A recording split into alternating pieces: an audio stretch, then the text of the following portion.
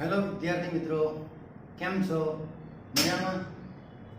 હવે આજે આપણે ગુજરાતી ભાષામાં વ્યાકરણ વિભાગમાં એક મહત્વના ટોપિકની વાત કરવાની છે ને આજનો આપણો મહત્વનો ટોપિક છે ધ્વનિ પરિચય અને વર્ણ વ્યવસ્થા. ગુજરાતી ભાષામાં વ્યાકરણની શરૂઆત ધ્વનિ પરિચયથી થાય. બરાબર? તો ધ્વનિ એટલે શું? ધ્વનિ કોને કહેવાય? જો તમને ધ્વનિ પરિચય અને વર્ણ વ્યવસ્થા સારી રીતે આવડતી હોય તો તમે ગુજરાતી ભાષાના વ્યાકરણની અંદર નાની નાની જે ભૂલો થાય છે એ થવાની સંભાવના બિલકુલ ઘટી જાય. એ માટે આપણે ભાષા વિજ્ઞાનની અંદર આવતો એક મહત્વનો ટોપિક છે ધ્વનિ પરિચય. તો જોઈએ આપણે આજે એનો પરિચય. તો ધ્વનિ કોને કહેવાય? ધ્વનિ એટલે શું? તો આપણે સામાન્ય રીતે જાણીએ છીએ કે ધ્વનિ કોને કહીશું? તો ધ્વનિ શબ્દનો અર્થ શું થાય છે? અવાજ. અવાજ એટલે ધ્વનિ. અર્થાત કહેવાનો મતલબ કે ધ્વનિ. તો ધ્વનિઓના માધ્યમથી વર્ણ ઓળખાય છે અને એના આધારે આપણે આ વર્ણ વ્યવસ્થાની પણ વાત કરવાની છે. અહીંયા તમને જે ટેબલ આપેલું છે આ વર્ણ વ્યવસ્થાનું છે, એટલે કે ધ્વનિ પરિચયનું. તો ધ્વનિના બે વિભાગ છે જેને સ્વર અને વ્યંજન તરીકે ઓળખવામાં આવે છે. તો જોઈએ આગળ ધ્વનિ એટલે શું? તો ધ્વનિ શબ્દનો સામાન્ય અર્થ અવાજ થાય. કહેવાનો મતલબ કે પશુ, પક્ષી, મનુષ્ય, પ્રાણી વગેરે પોતે બોલવા માટે જે ભાષાનો ઉપયોગ કરે છે એ ભાષા ધ્વનિઓથી બનેલી છે. એટલે કહેવાનો મતલબ કે આપણે ભાષાને રજૂ કરવા માટે આરોહો અવરોહો દ્વારા જે વર્ણોનો ઉચ્ચાર કરીએ છીએ એ બધા જ વર્ણોને ધ્વનિ કહેવાય. અર્થાત ભાષાની અંદર ધ્વનિ માટે એક વ્યાખ્યા આપી છે. તો જો ધ્વનિ એટલે શું? અર્થાત ધ્વનિ શબ્દનો અર્થ. તો ધ્વનિ કોને કહીશું?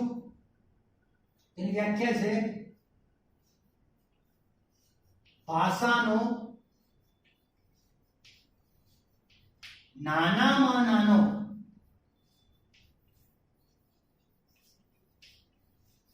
એકમ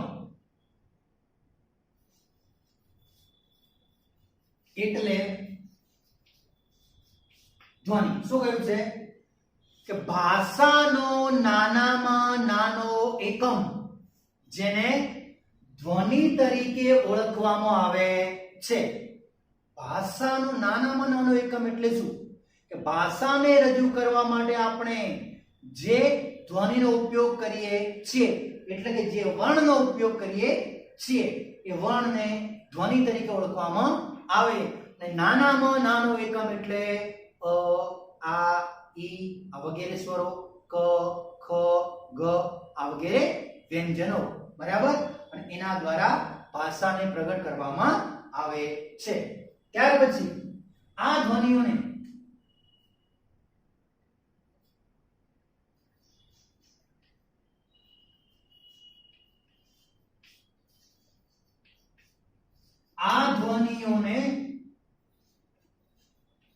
સ્વર અને વ્યંજન તરીકે ઓળખવામાં આવે છે.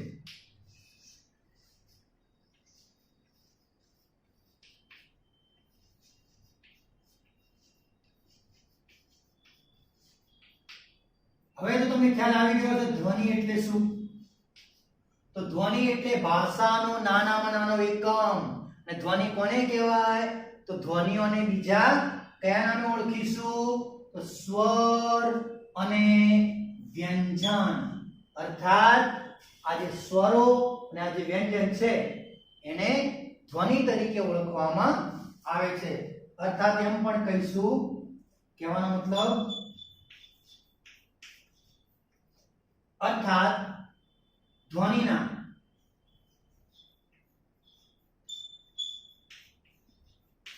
બે પ્રકાર પાડવામાં આવે છે.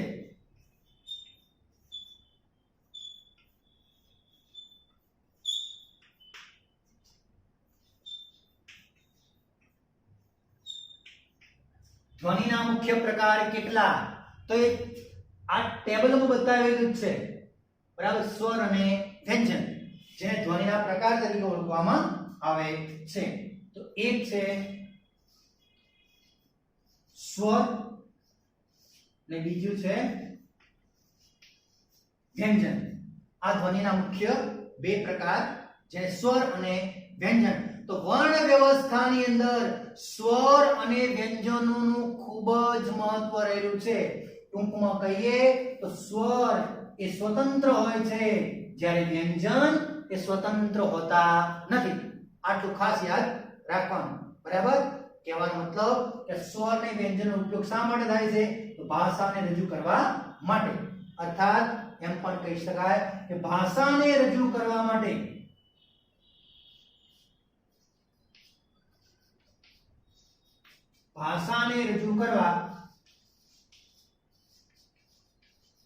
લિપિ ચિહ્નો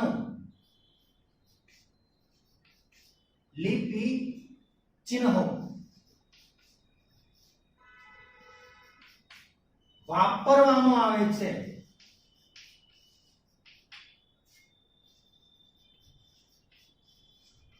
હવે લિપિ ચિહ્ન એટલે શું? તો ભાષાનો એકમ એટલે ધ્વનિ, ધ્વનિ એટલે સ્વર અને વ્યંજન. તો સ્વર અને વ્યંજનને રજૂ કરવા માટે લિપિ ચિહ્નનો ઉપયોગ થાય. તો કદાચ તમને ખબર છે લિપિ ચિહ્ન કોને કહેવાય? તો જ્યારે આપણે મૂળાક્ષર લખીએ છીએ, દાખલા તરીકે અ, આ, પછી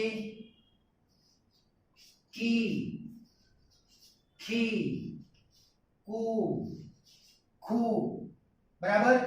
કહેવાનો મતલબ શું છે કે દાખલા આ લખીએ તેમાં જે કાનો આવે છે એને લિપિ ચિહ્ન કહેવાય. અહીંયા રસોઈ એ લિપિ ચિહ્ન કહેવાય. દીર્ઘઈ એ લિપિ ચિહ્ન છે. રસ્વ, દીર્ઘ, એક માત્રા, બે માત્રા, માત્રા અને કાનો, બે માત્રા કાનો, અનુસ્વાર, વિસર્ગ વગેરે, બરાબર. આ બધાને લિપિ ચિહ્ન તરીકે ઓળખવામાં આવે છે. એટલે કે આ લિપિ ચિહ્નો દ્વારા ભાષાને રજૂ કરવામાં આવે, બરાબર. આ બધા સ્વર છે અને સ્વર જ્યારે વ્યંજનમાં ભળે ત્યારે એ સ્વર અને વ્યંજન બંને ભેગા થઈને શું બને છે? ધ્વનિ એટલે કે વર્ણ. અને કોઈ પણ વર્ણ ક્યારે બને? સ્વર અને વ્યંજન ભેગા થાય ત્યારે. સ્વર અલગ વસ્તુ છે, વ્યંજન પણ અલગ છે, અને બંને જોડાય ત્યારે શું બને છે? વર્ણ. અને એ વર્ણનો આપણે પરિચય કરવાનો છે ધ્વનિઓના માધ્યમથી, બરાબર. તો કીધું શું છે કે ભાષાને રજૂ કરવા માટે લિપિ ચિહ્નો વાપરવામાં આવે છે. ભાષાની અંદર આ દરેકે દરેક પ્રકારના જુદા જુદા લિપિ ચિહ્નોનો ઉપયોગ કરવામાં આવે છે. ત્યારબાદ આજે ધ્વનિના આપણે બે પ્રકાર, સ્વર અને વ્યંજન. તો સ્વર અને વ્યંજન એને વાક અવયવો તરીકે ઓળખવામાં આવે છે. શું કહેવાય છે? વાંગ અવયવો. વાંગ અવયવ એટલે શું? અને વાંગ અવયવોની સંખ્યા કેટલી? તો લગભગ આશરે 14 જેટલા વાંગ અવયવોને માનવામાં આવે છે કે જેના દ્વારા, જેના માધ્યમથી અને જેના સ્થાનમાંથી આ ધ્વનિ ઉત્પન્ન થાય છે એ સ્થાન એને લિપિ ચિહ્નો અથવા તો વાંગ અવયવો એવું નામ આપવામાં આવેલું છે. ટૂંકમાં કહેવાનો લિપિ ચિહ્નો આ છે એ સ્વર વ્યંજન ઉમેરાય ત્યારે વર્ણ બને છે.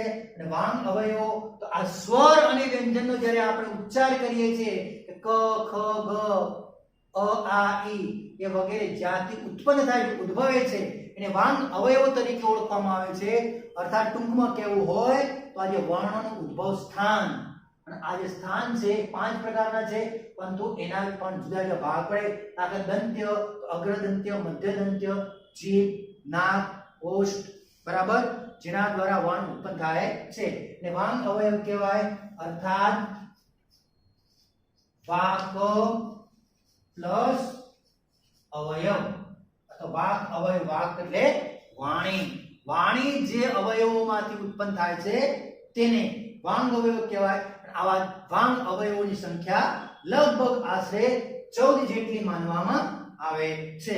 વાંગ અવયવોની અંદર સ્વર અને વ્યંજન બંનેનો સમાવેશ કરવામાં આવેલો છે. બરાબર. ત્યારબાદ આપણે આગળ વાત કરીશું ધ્વનિઓના પ્રકારોની, જેમાં પહેલો પ્રકાર છે સ્વર. તો આપણે અત્યારે સ્વરની વાત કરીએ. બરાબર. તો સ્વર એટલે શું? અથવા સ્વર કોને કહેવામાં આવે છે? તો સ્વરનો અર્થ શું થાય? સ્વર એટલે શું?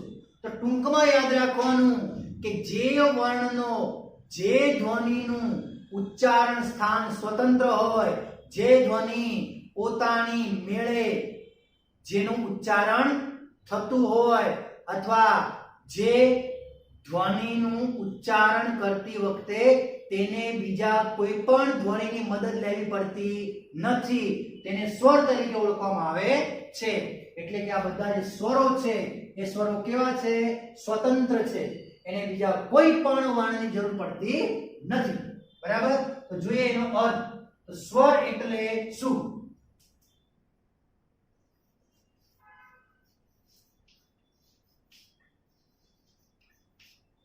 જે ધ્વનિઓનો ઉચ્ચાર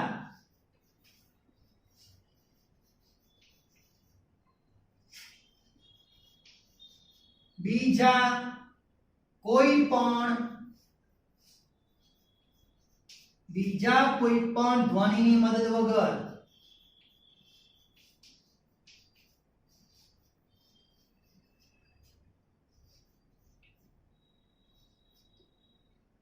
થઈ શકે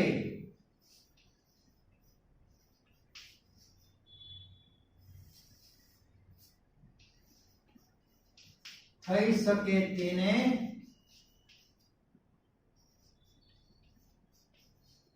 સ્વર કહે છે. બરાબર. ધ્વનિઓના બે પ્રકાર, સ્વર અને વ્યંજન, જેમાં અત્યારે આપણે શરૂઆતમાં સ્વરોની વાત કરીશું. બરાબર.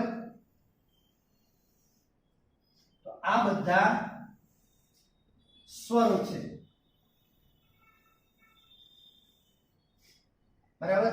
તો હવે આગળ ફરીથી સ્વર એટલે શું? તો જે વર્ણનો ઉચ્ચાર સ્વતંત્ર રીતે થાય, જે ધ્વનિનો ઉચ્ચાર બીજા કોઈ પણ ધ્વનિની મદદ વગર એટલે સ્વતંત્ર રીતે થઈ શકે, તેને સ્વર તરીકે ઓળખવામાં આવે છે. આ જે સ્વર છે એ સ્વરોની સંખ્યા કેટલી છે? તો આગળ આ સ્વરોની સંખ્યા 11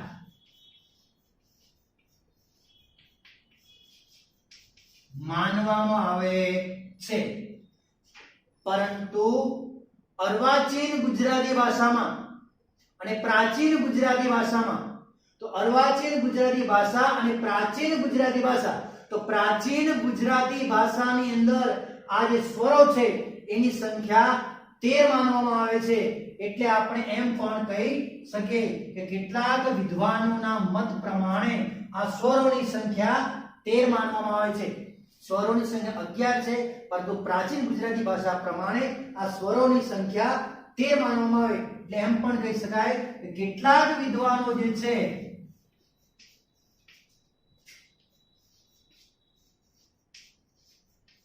કેટલાક વિદ્વાનો સ્વરોની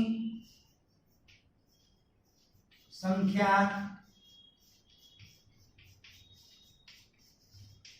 13 ગણાવે છે. બરાબર. હવે 11 કેવી રીતે, 13 કેવી રીતે? સંસ્કૃત ભાષાની અંદર પણ સ્વરોની સંખ્યા 13 ગણાવેલી છે. કોઈ પણ પરીક્ષામાં પ્રશ્ન પૂછાય તો આપણે એનો જવાબ લખી શકીએ સ્વરોની સંખ્યા કેટલી છે? તો 13. બરાબર. અને 11 કેવી રીતે? તો આપણે ગુજરાતી સંસ્કૃત બંને ભાષાની દ્રષ્ટિએ જોઈએ તો પહેલા કે આ જે સ્વરો છે એની સંખ્યા 11 માનો. 11 કઈ રીતે?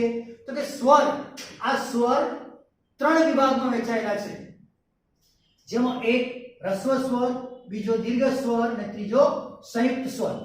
આ ત્રણ સ્વરો છે, જેમાં રસ્વ સ્વરની અંદર અ, ઈ, ઋ અને ઉ, એટલે અ, ઈ, ઉ અને ઋ, આ ચાર સ્વર જે છે તેને હ્રસ્વ માનવામાં આવે છે.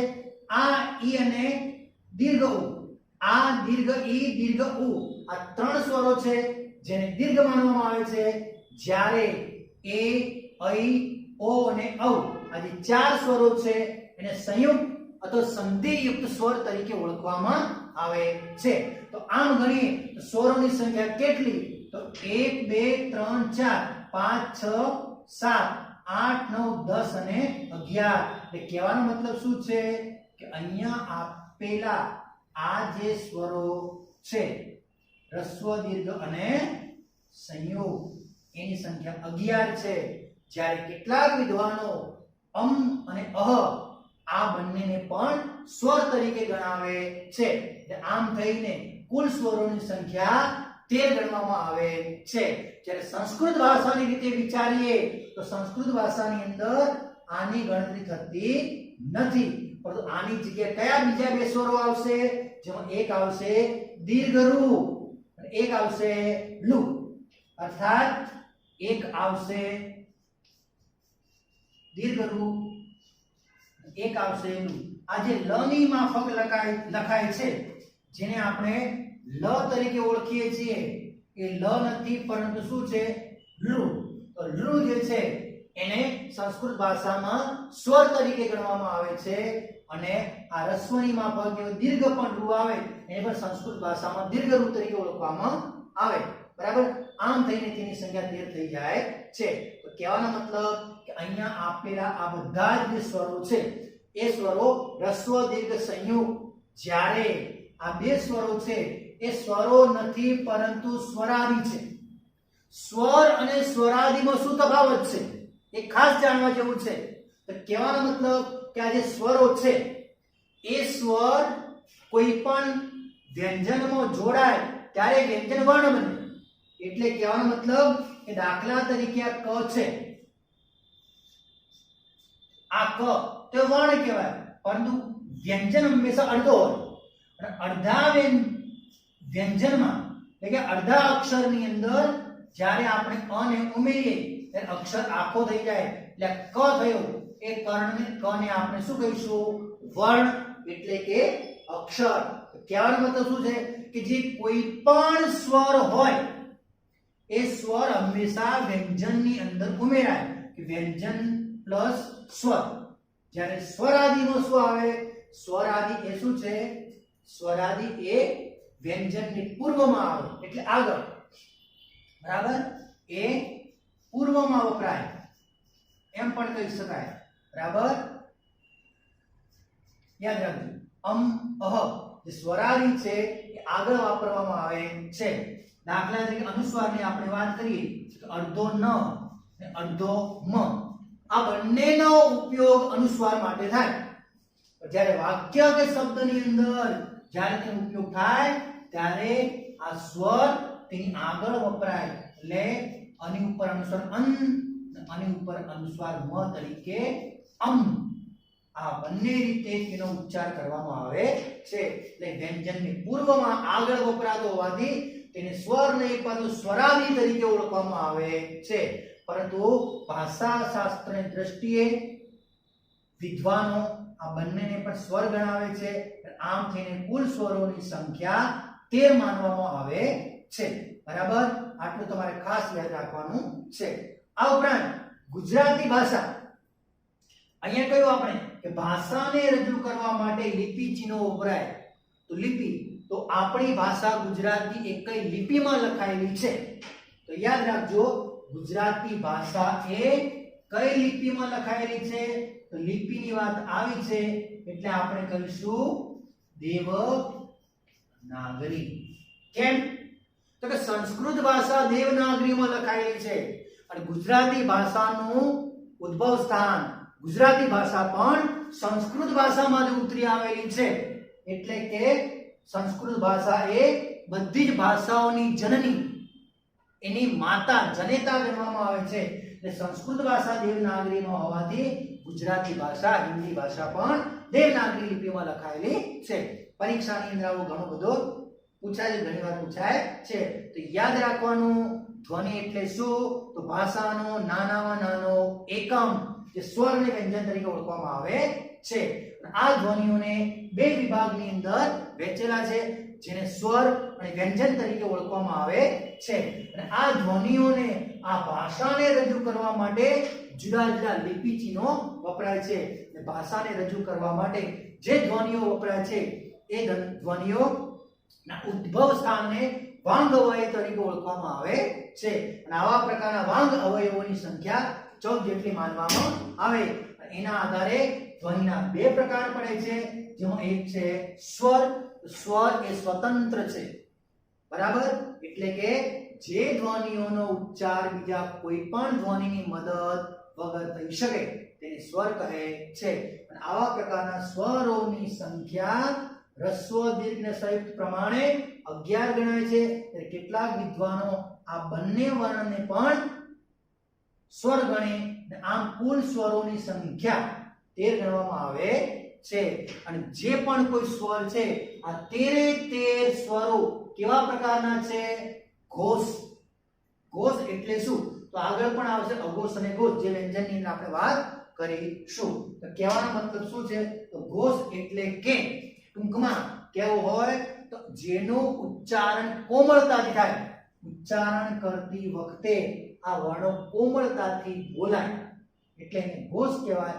અઘોષ એટલે કઠોરતાથી. તો અહીંયા જોઈ શકાય છે અઘોષ અને ઘોષ પ્રમાણે. અઘોષ ને ઘોષ, ક ખ ઘ ઘ, બરાબર? તો કહેવાનો મતલબ ઘોષ અને અઘોષ એટલે શું? તો આગળ જોઈશું. ફરીથી બીજી વાત કરીએ તો પ્રશ્ન પૂછ્યો હોય કે સંસ્કૃત ભાષાની અંદર આવતા બધા સ્વરો કેવા પ્રકારના છે? તો બધા ઘોષ છે, બરાબર? ઘોષ સ્વરોની સંખ્યા કેટલી? ઘોષ સ્વરોની સંખ્યા કેટલી? તો આપણે ચોક્કસપણે કહી શકીએ કે ઘોષ સ્વરોની સંખ્યા 13 છે. અઘોષ સ્વરોની સંખ્યા કેટલી? તો અઘોષ સ્વરોની સંખ્યા એકદમ 0. કોઈ પણ સ્વર અઘોષ નથી, બરાબર? હવે આપણે આગળ વાત કરીએ તો કે આ ભાષાને રજૂ કરવા માટે, ધ્વનિઓને રજૂ કરવા માટે તેના અવયવોના આધારે, તેના સ્થાનના આધારે આ બધા જ ધ્વનિઓને જુદા જુદા ભાગમાં વહેંચેલા છે, જેને ધ્વનિઓના સ્થાન તરીકે ઓળખવામાં આવે છે. અને એના સ્થાનની સંખ્યા કેટલી છે? 5. જેમાં કંઠ, તાલુ, મૂર્ધા, દંત અને ઓષ્ઠ. આ જુદા જુદા સ્થાનોમાંથી સ્વર અને વ્યંજનની ઉત્પત્તિ થાય છે, બરાબર? તો આગળ હવે આપણે જોઈએ સ્વર અને તેના પ્રકાર. તો સ્વરના મુખ્ય પ્રકાર કેટલા અને કયા કયા?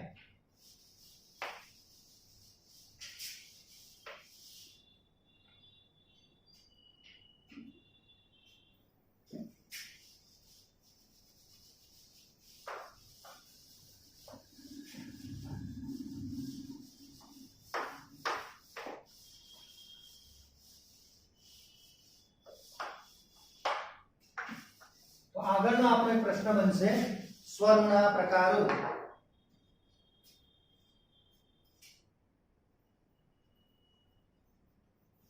સ્વરોના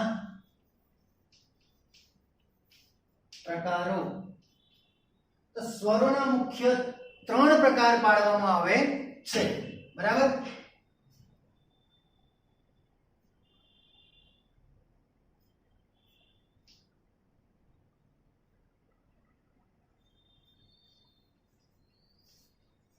સ્વરોના મુખ્યત્વે 3 પ્રકાર પાડવામાં આવે છે. તો સ્વરના મુખ્ય 3 પ્રકાર કયા કયા? તેમાં એક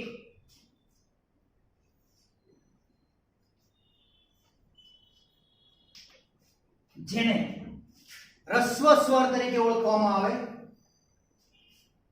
પછી બીજો છે જેને દીર્ઘ સ્વર તરીકે ઓળખવામાં આવે છે અને જે ત્રીજો છે એને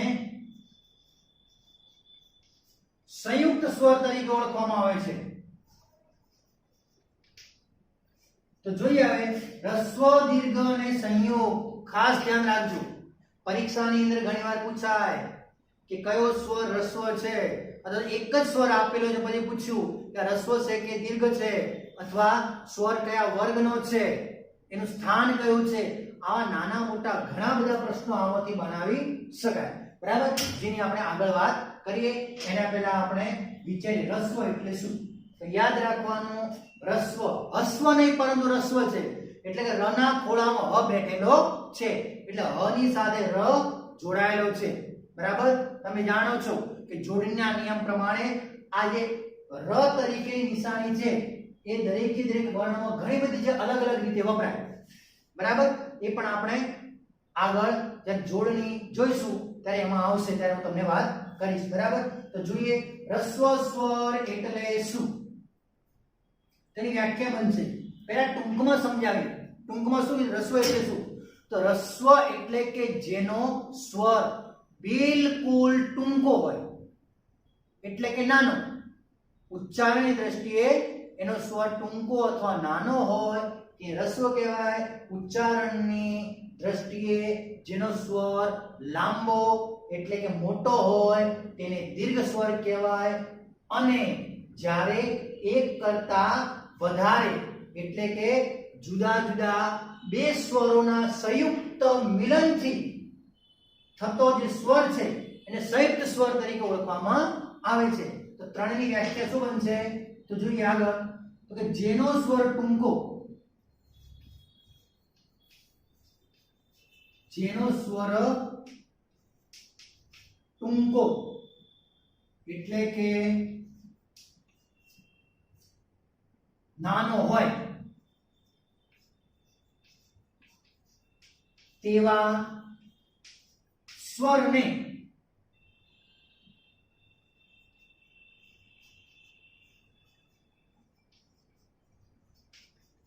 રસ્વ સ્વર કહે છે.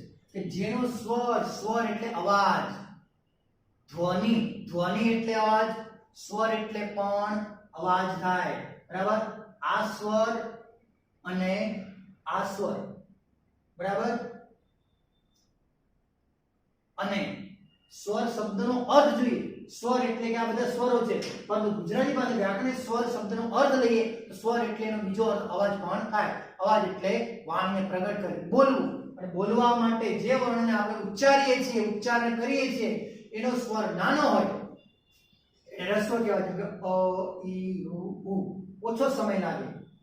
દીર્ઘ બોલીએ ત્યારે વધારે સમય લાગે, ભાર આપવો પડે એટલે કે કઠોર કહેવાય. આ, ઈ, ઉ. બરાબર, આ બોલીએ ત્યારે અ, ઈ, ઉ, ઓછો સમય, ટૂંકો, નાનો. આ મોટો અને લાંબો, આ, ઈ, ઉ. તો આ પ્રમાણે કહેવાનો મતલબ કે જેનો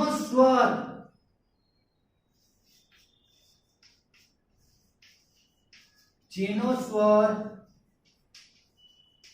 લાંબો એટલે કે મોટો હોય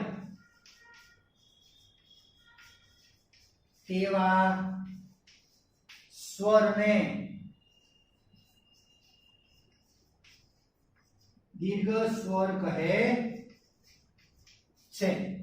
બરાબર, અને રસ્વ દીર્ઘ અને સંયુક્ત.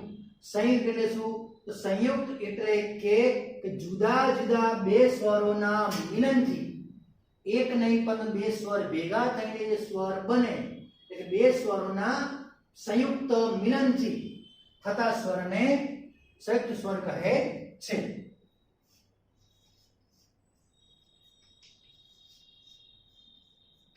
જુદા જુદા બે સ્વરોના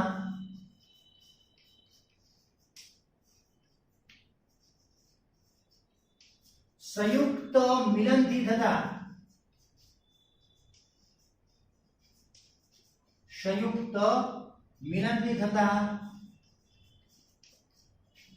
સ્વરોને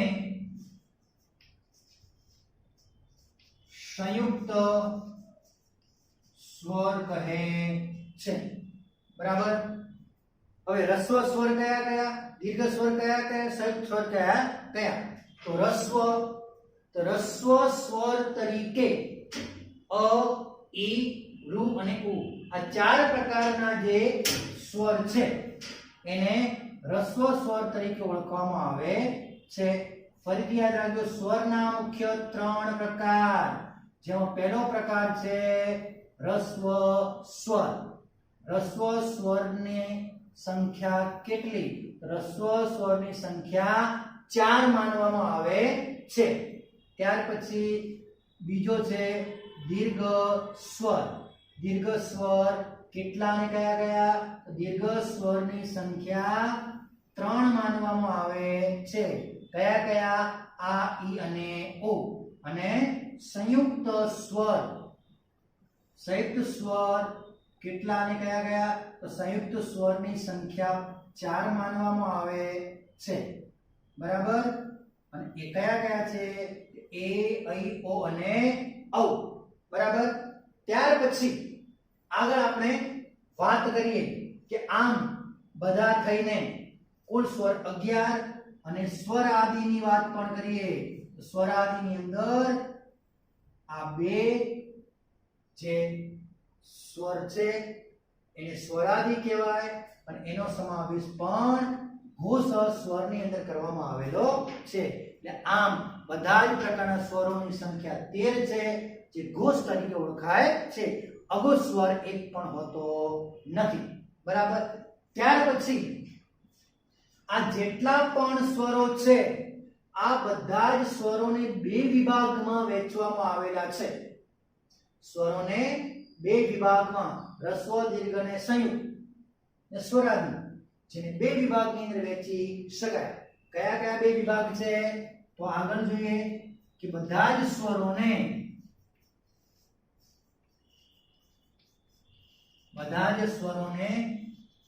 બે વિભાગમાં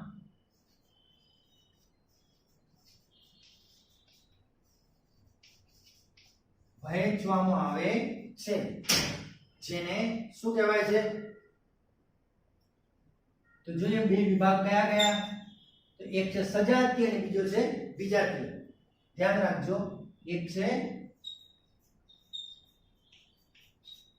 સજાતીય અને બીજો છે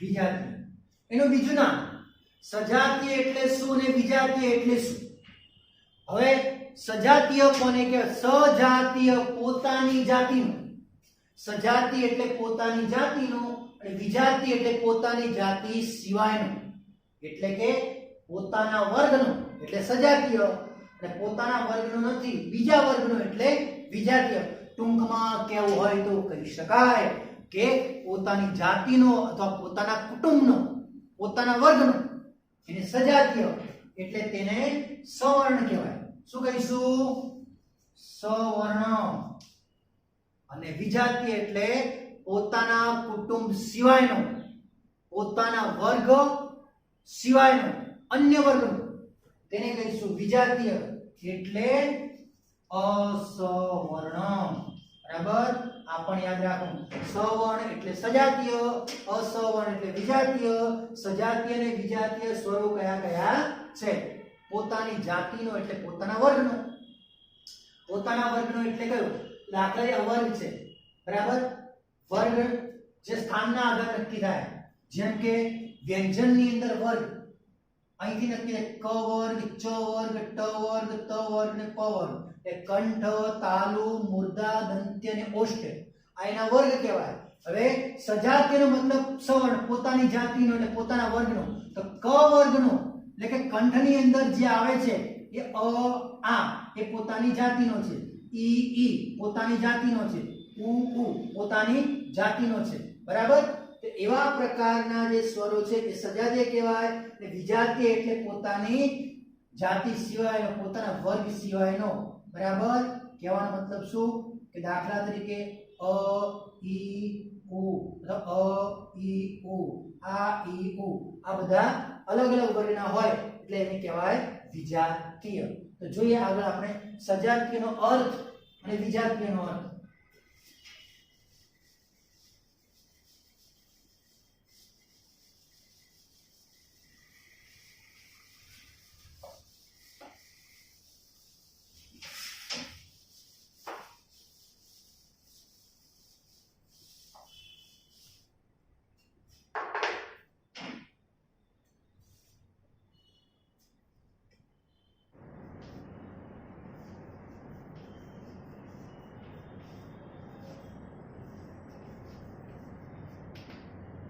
સજાતીય સ્વર એટલે શું અને વિજાતીય સ્વર એટલે શું? બરાબર. તો આગળ તે પ્રમાણેની વ્યાખ્યા જોઈએ. સજાતીય કે એક જ સ્થાનમાંથી બોલાતા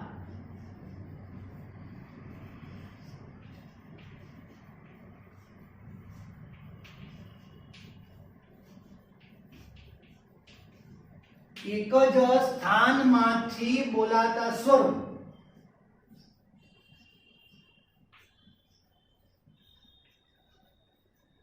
પરસ્પર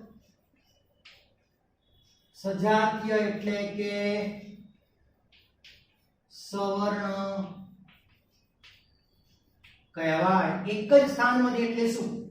તો કંઠ, તાલુ, મૂર્ધા, દંત્ય, ઉષ્ઠ એના સ્થાન છે. એક જ સ્થાનમાંથી જેનું ઉચ્ચારણ થાય એ સ્વર સજાતીય. જેમ કે અ, આ બંનેનું ઉચ્ચારણ કંઠમાંથી થાય એટલે સજાતીય છે. એ જ રીતે નાનો ઈ અને મોટો ઈ, હ્રસ્વ, દીર્ઘ એનું ઉચ્ચારણ સ્થાન તાલુ છે. તાલુમાંથી બંનેની ઉત્પત્તિ થયેલી છે તો એકબીજાને સજાતીય કહેવાય. એ જ ઉ અને ઉ એકબીજાને શું કહેવાય? સજાતીય.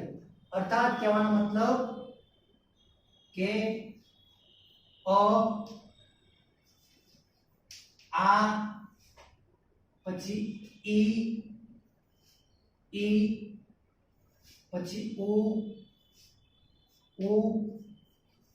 રૂ. બરાબર. આ બધા એકબીજાના સજાતીય કહેવાય.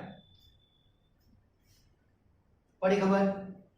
કારણ કે આ બંનેનું ઉદ્ભવ સ્થાન કંઠ છે, આ બંનેનું ઉદ્ભવ સ્થાન તાલુ છે, આ બંનેનું ઉદ્ભવ સ્થાન ઓષ્ઠ છે, આ બંનેનું ઉદ્ભવ સ્થાન મૂર્ધા છે. એટલે એક જ જાતિના છે માટે સજાતીય કહેવાય. સવર્ણ અને વિજાતીય.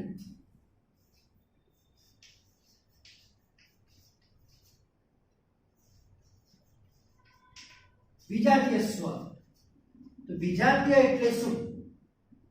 કે જુદા જુદા સ્થાનમાંથી બોલાતા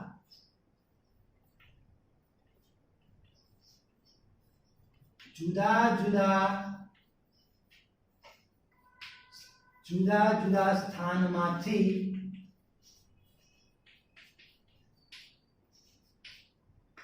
બોલાતા સ્વરો પરસ્પર વિજાતીય કહેવાય.